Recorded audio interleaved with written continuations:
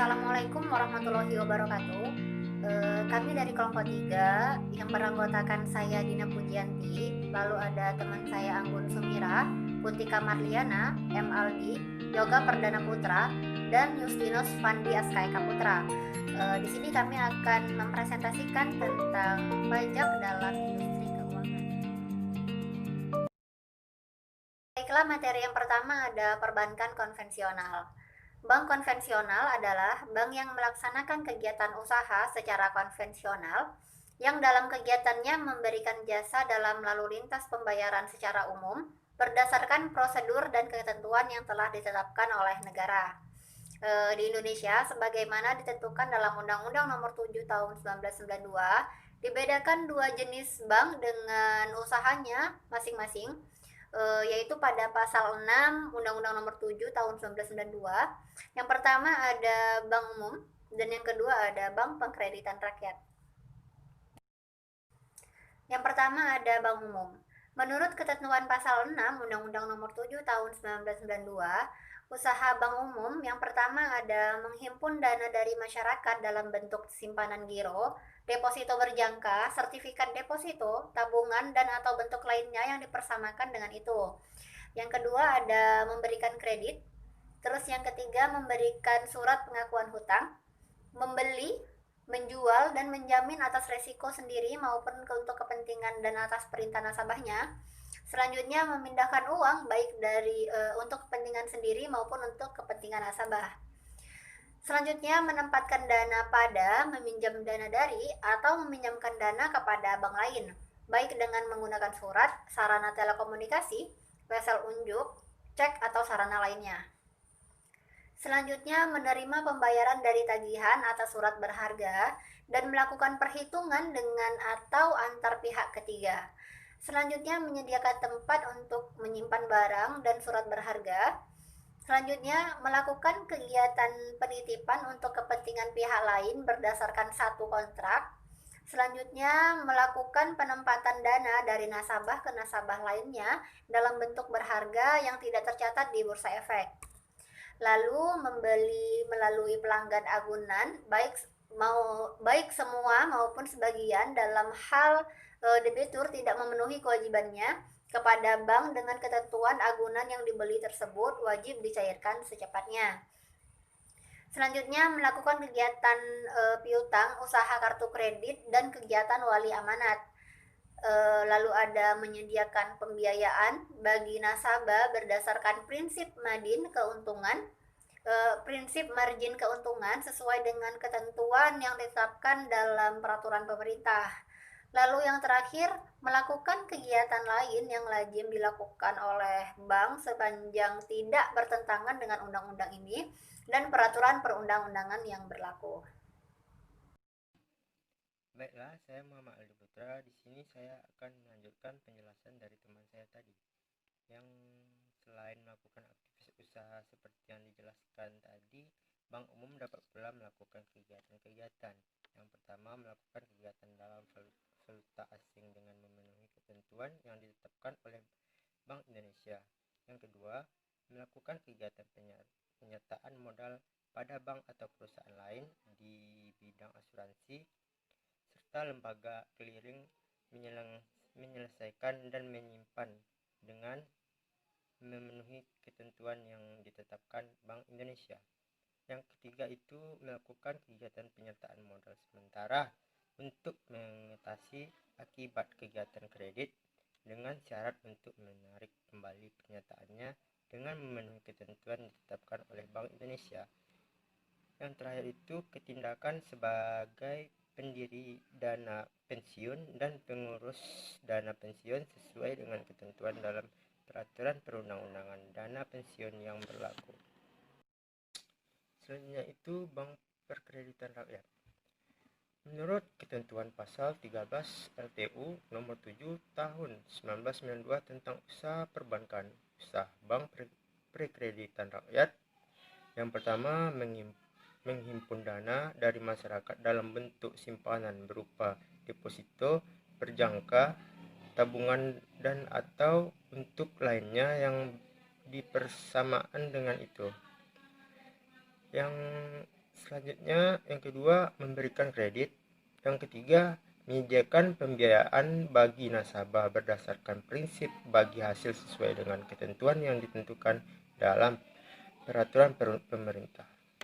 Yang keempat, menetapkan dananya dalam bentuk sertifikat Bank Indonesia, deposito berjangka, sertifikat deposito, dan tabungan pada bank lain.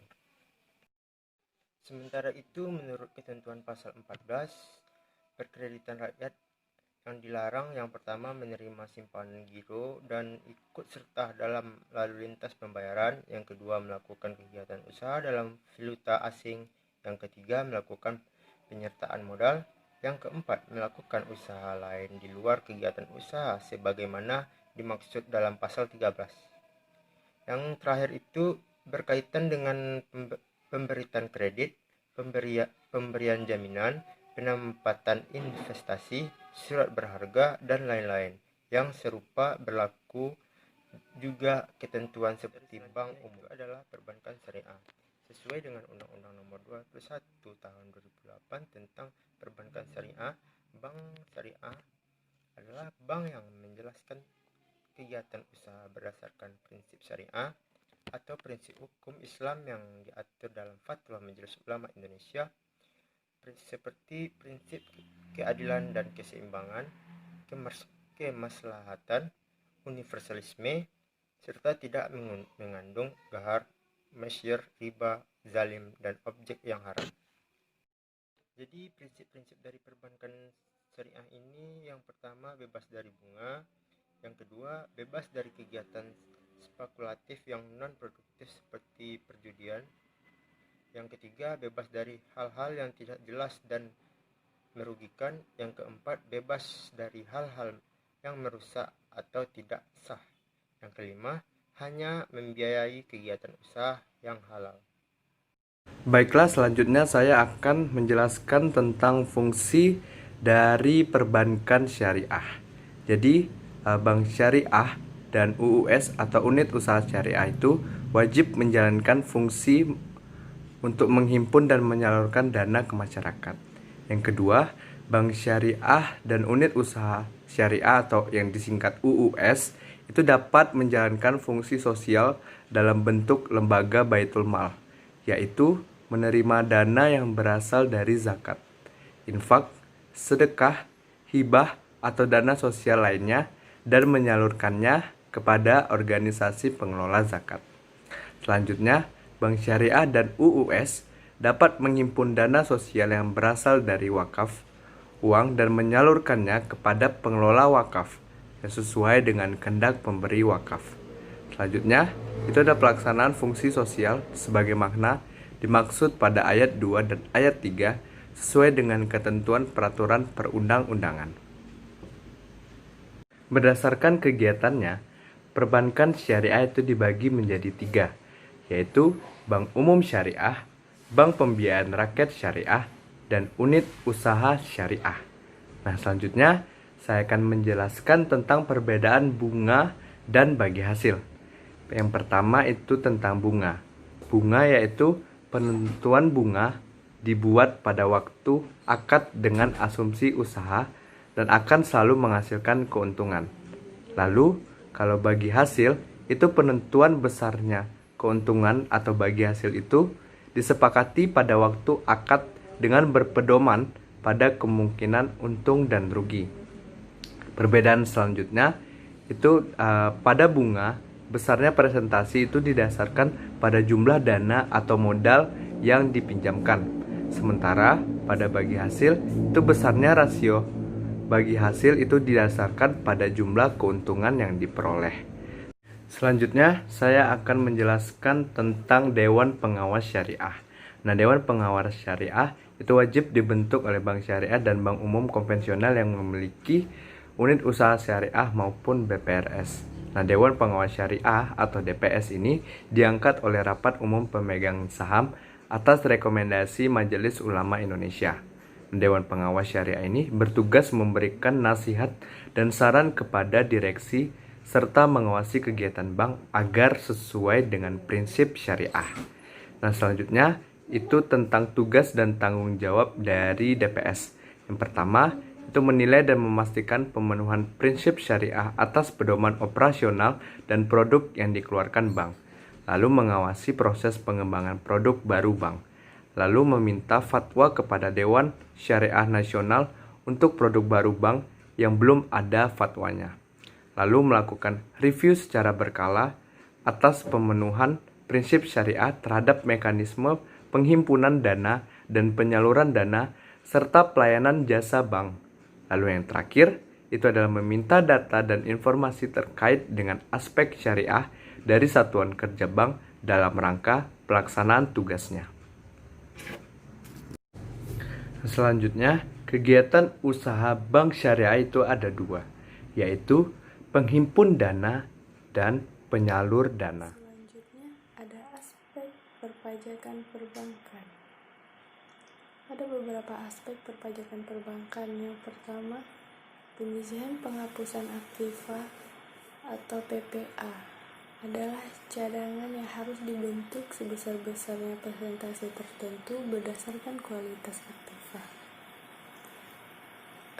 Penilaian kualitas aktiva pada bank umum ada 3, yaitu yang pertama pertimbangan dibentuknya PPA, yang kedua besarnya PPA yang harus dibentuk paling kurang, yang ketiga ada nilai agunan. Pada kegiatan perkreditan merupakan kegiatan utama dan terbesar pada bank umum untuk menyalurkan dana kepada pihak ketiga. Penghasilan dan biaya muncul dalam kegiatan perkreditan adalah pendapatan bunga, VII based income, biaya bunga, dan biaya provisi atau komisi. Kemudian, di dalam bunga kredit ada beberapa tinjauan peraturan. Tinjauan peraturan ini yang pertama pada Kep Dirjen Pajak nomor 188/PJ/2002, yang kedua ada SE 08-PJ.42/2002, yang ketiga ada KEP nomor 238-PJ12001 tentang penghapusan piutang yang nyata-nyata tidak tertagih dalam menghitung besarnya penghasilan kena pajak. Wajib pajak dapat membebankan penghapusan piutang yang nyata-nyata tidak dapat ditagih. Pokok-pokok ketentuan dalam pembentukan atau pemupukan dana cadangan. Yang pertama, Bank Umum Konvensional dan Bank Umum Syariah serta BPR Konvensional dalam BPR Syariah dapat membentuk dana cadangan piutang tak tertagih.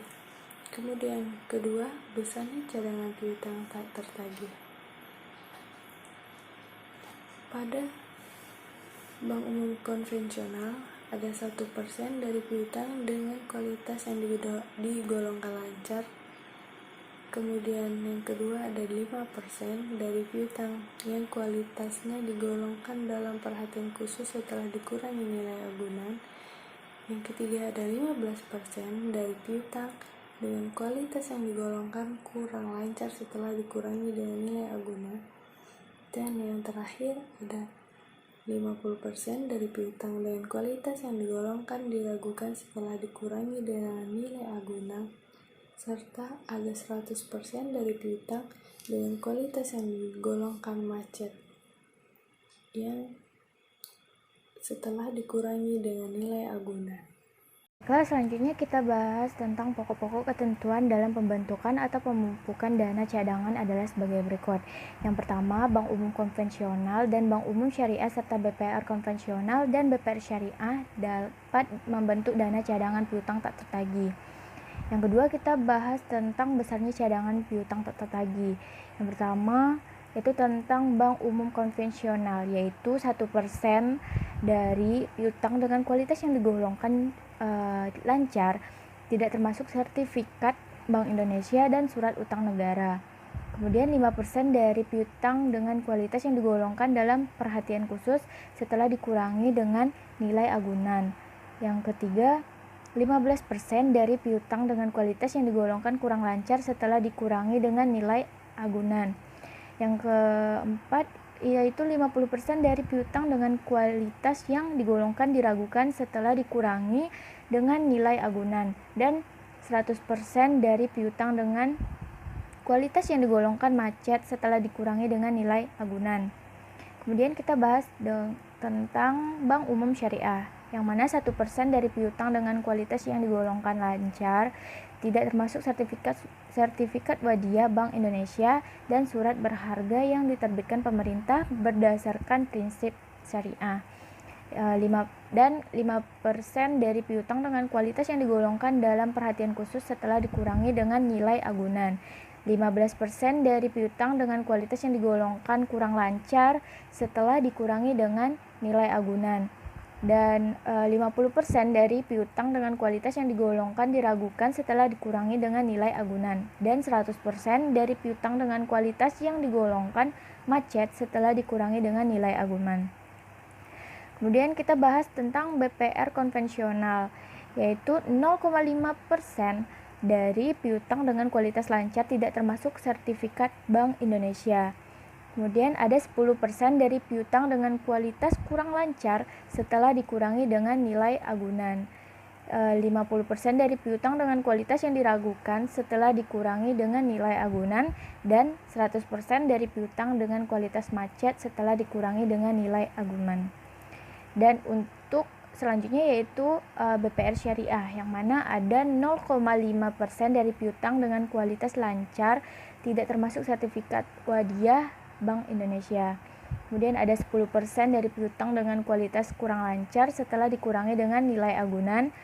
50% dari piutang dengan kualitas diragukan setelah dikurangi dengan nilai agunan, dan 100% dari piutang dengan kualitas macet setelah dikurangi dengan nilai agunan.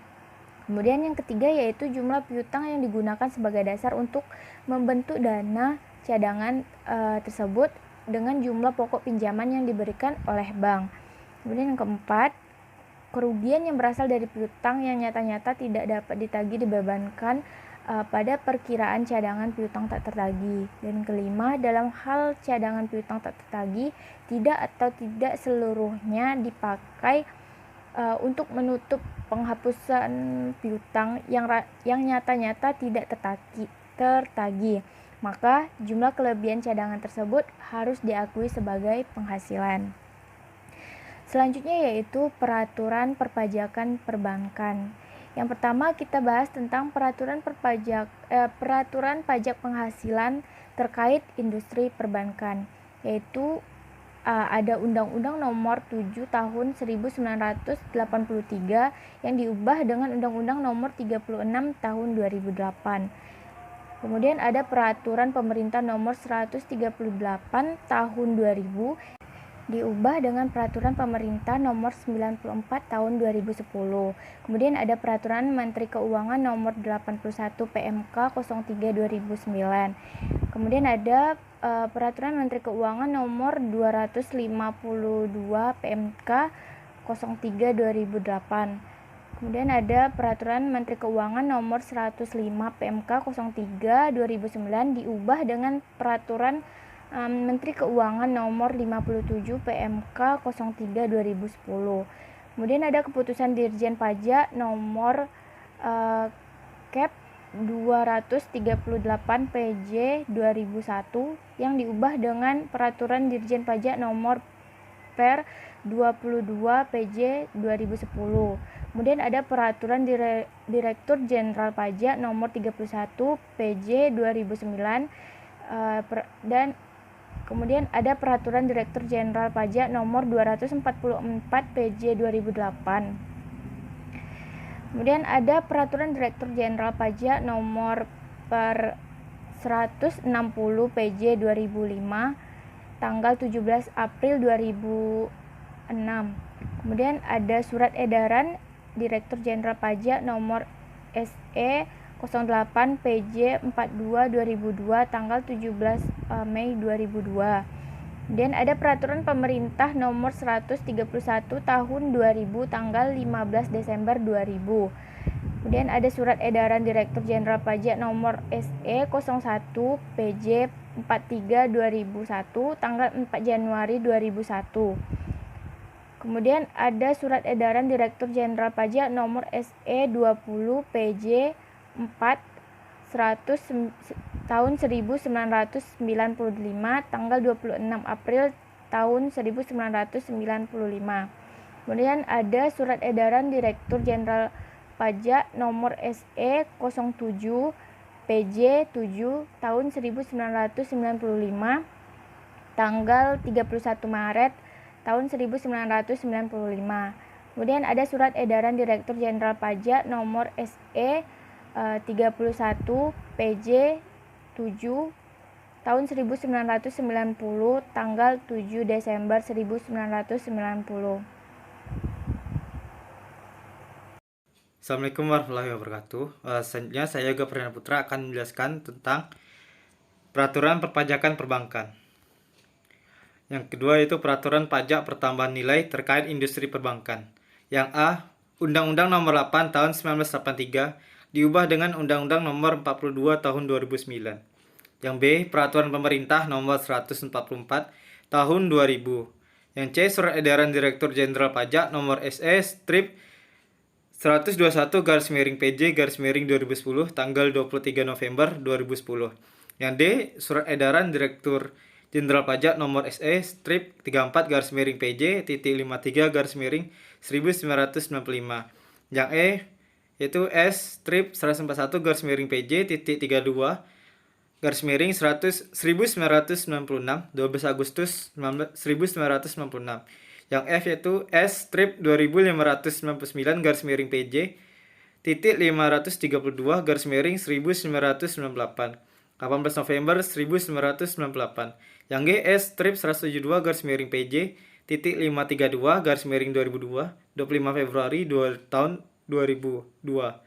Yang H S-56/PJ-53/2004 4 Februari 2004. Yang I S-497/PJ-53/2005 23 Juni 2005. Yang J S-947/PJ-53/2005 31 Oktober 2005. Selanjutnya itu contoh kasusnya. Jakarta, CNN Indonesia. Pengadilan Prancis menjatuhkan hukuman denda senilai 5,1 miliar US dollar atau setara 72,4 triliun. Kurs pada saat itu yaitu 14.199.000 rupiah per dolar Amerika Serikat. Kepada Union Bank Switzerland atau UBS. Denda mereka jatuhkan terkait upaya UBS dalam membantu klien mereka dalam melarikan diri dari kewajiban pajak.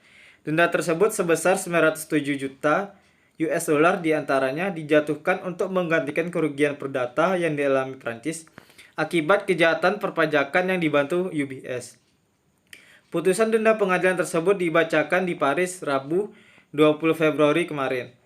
Putusan dijatuhkan karena UBS dinyatakan pengadilan Prancis telah terbukti secara sah dan meyakinkan bersalah dalam membantu nasabah mereka melakukan pencucian uang. Putusan denda tersebut sontak menggoncang saham UBS. Pasca denda dijatuhkan, saham UBS langsung anjlok 4,2%. Maklum jika dihitung, denda yang dijatuhkan tersebut nilainya setara dengan laba bersih UBS pada 2018 kemarin. UBS belum memberikan pernyataan resmi atas denda tersebut. Bank terbesar Swiss tersebut mengatakan akan mengeluarkan pernyataan segera mungkin setelah persyaratan pengungkapan yang berlaku, kata mereka seperti dikutip dari CNN.com, Kamis 21 Februari. UBS percaya bahwa jumlah yang diminta tidak didukung oleh bukti yang disajikan atau hukum, dan bahwa ada pembelaan hukum yang kuat terhadap tuduhan yang relevan, tambah mereka. Bank mengatakan Rabu bahwa itu akan mengajukan banding atas putusan pengadilan.